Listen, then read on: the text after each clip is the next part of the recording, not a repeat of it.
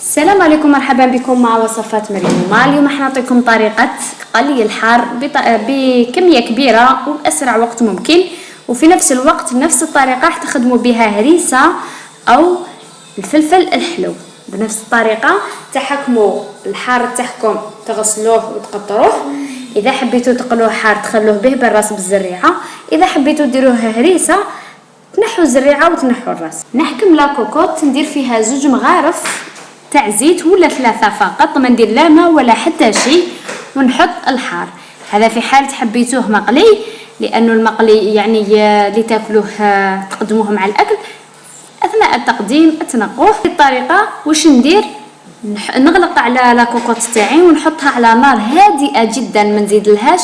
ندير الصفاره كي تصفر 10 دقائق نطفي ونحل عليه.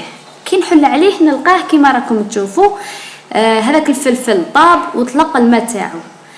هنا اذا حبيتوا تحتفظوا به ملحم، يعني ما تخلوش بزاف، 10 دقائق فقط. اذا خليتوه ربع ساعه تلقاوه كيما هكذايا.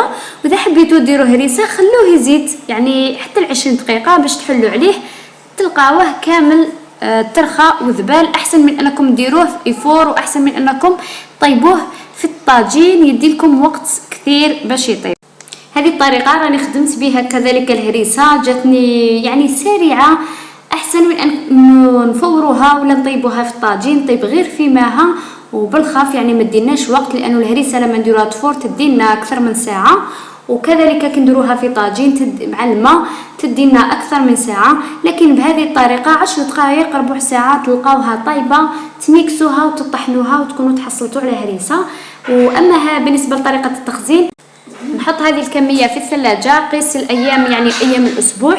واذا حبيتوا تخزنوا كميه كبيره ديروها في المجمد، لكن حطوا كيس بلاستيكي بين طبقه وطبقه. اذا درتوها هكذا تجمد في بعضها، ولا ديروا شويه زيت بيناتهم باش ما تلصق لكمش. للمزيد من الوصفات ما عليكم غير تبقوا اوفياء للقناه.